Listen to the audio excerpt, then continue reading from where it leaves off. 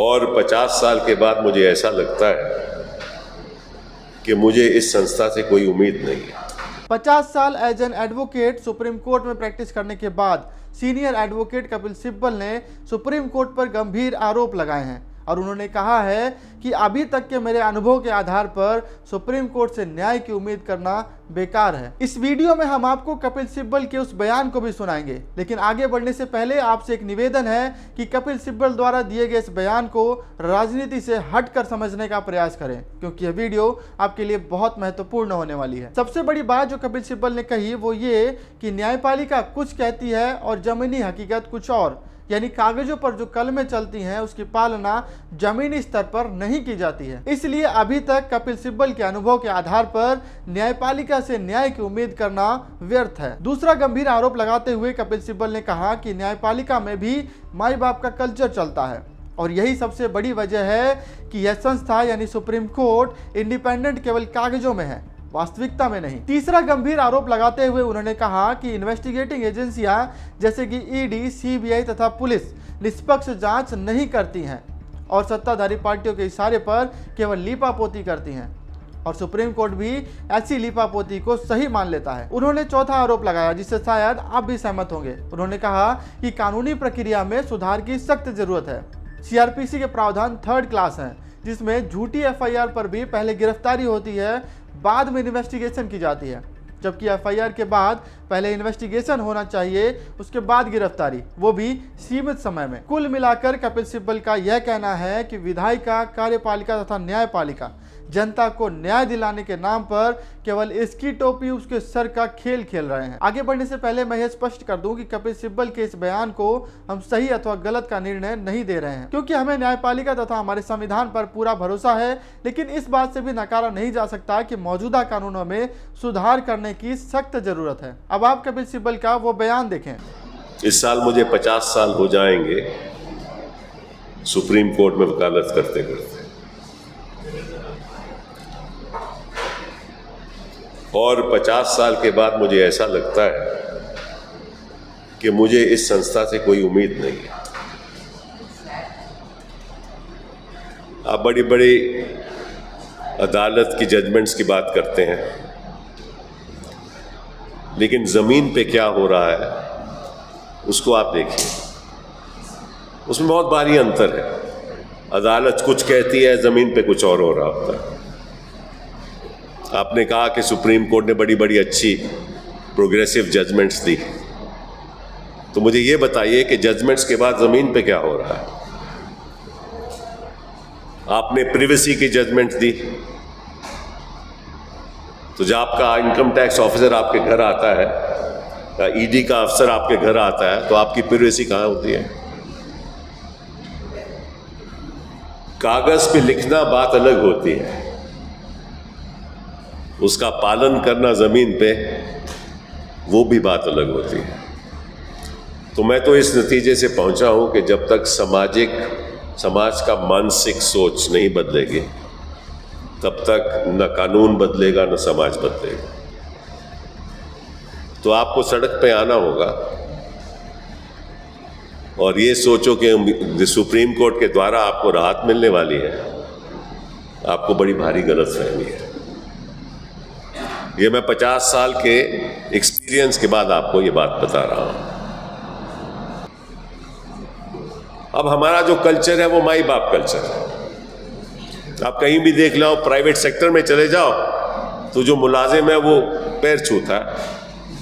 मैं जब मंत्री था, शिक्षा का, कानून का मंत्री था, तो वाइस चांसलर आके मेरे पैर छूता था, तो मैंने उसको कहता था मुझे एक्सटेंशन चाहिए। मैंने कहा जिस दिन तुझे मेरे पैर छुआ उस दिन तेरा नाम तो कट गया,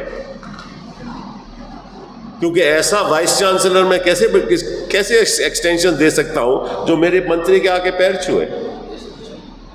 तो यहां हर आदमी तो दूसरे के पैर छूता है। ये माई बाप का कल्चर कलोनियल टाइम से चल रहा है, आज की बात नहीं है। कांग्रेस की सरकार में चलता था और हर सरकार में चलता रहा है। आपके जर्नलिज्म में भी ऐसा ही कल्चर है। तो फिर इस समाज में, जिस समाज में ऐसी मानसिक सोच हो, अगर वो सोचो कि वो संस्थाएं उस समाज की इंडिपेंडेंट हो सकती है तो आपको बड़ी भारी गलतफहमी है। इंडिपेंडेंस तभी होगी जब हम खड़े होंगे और हम कहेंगे कि हमें दोबारा स्वतंत्रता चाहिए। आज हम स्वतंत्र नहीं हैं। ये हिंदुस्तान की असलियत है। जिस कोर्ट में जज बैठाए जाते हैं through a process of compromise, जिस कोर्ट में कोई सिस्टम नहीं है कि कौन सा कोर्ट किसकी अदालत पे लगेगा, जिसमें चीफ जस्टिस ऑफ इंडिया तय करता है कि ये मैटर किसके साथ जाएगा और कब जाएगा, कब सुनवाई होगी, कोई सिस्टम नहीं है, वो कोर्ट कभी इंडिपेंडेंट हो ही नहीं सकती।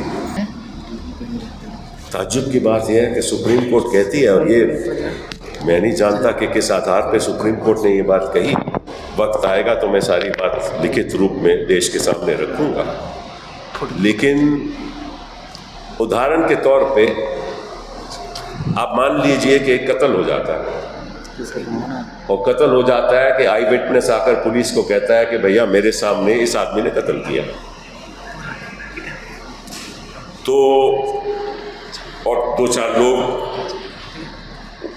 उस बयान की सहमति देते हैं, तो जो प्रोसिक्यूटिंग एजेंसी है, जो पुलिसमैन है, SHO है, वो उसी शख्स के पास जाता है जिसने कत्ल किया और उससे पूछता है कि क्या तूने कत्ल किया कि नहीं। वो कहता है मैंने तो कोई कत्ल नहीं किया। तो वही पुलिसकर्मी उस बात को लिखित रूप में कहता है कि इसने तो कह रहा है, ये तो कह रहा है मैंने कोई कत्ल नहीं किया, इसलिए कोई कत्ल नहीं किया, इसलिए मैं केस को क्लोज कर देता हूं। यही बात SIT ने की। जो लोग आरोपी थे, जिन लोगों ने बयान दिए, जिन लोगों ने ये माना कि मैंने ये काम किया है, SIT उन्हीं के पास चली गई और उनसे पूछा कि क्या उन्होंने ये काम किया है। बोले मैंने तो नहीं किया। सो अक्यूज्ड की स्टेटमेंट को मानकर SIT ने उसको रिहा कर दिया। कानून को ये होना चाहिए कि पहले इन्वेस्टिगेशन हो, उसके बाद गिरफ्तारी हो। इस देश में पहले गिरफ्तारी होती है, फिर इन्वेस्टिगेशन होती है। तो वो कानून का कोई मतलब ही नहीं है। जब तक आप इस ढांचे को बदलोगे नहीं, जब तक आप क्रिमिनल प्रोसीजर कोड बदलोगे नहीं, जब तक ये पावर आप कोर्ट से लोगे नहीं कि आप एक ढांचा बनाइए जिसके आधार पे केस की सुनवाई हो।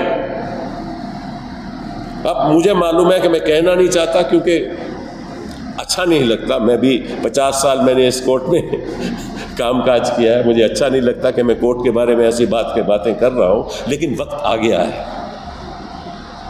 अगर हम लोग नहीं करेंगे तो कौन करेगा। लेकिन कानून कहता है कि आपको बेल नहीं मिलेगी जब तक ये नहीं साबित करोगे कि आप बेकसूर हो। और वो कानून सुप्रीम कोर्ट ने कहा है सही कानून है। तो उस कानून, अगर सुप्रीम कोर्ट ये कह दे कि सही कानून है, उस सुप्रीम कोर्ट की कितनी उम्मीद रखोगे उस सुप्रीम कोर्ट से आप। तो दोस्तों, आपने कपिल सिब्बल जी के बयान को भी सुन लिया।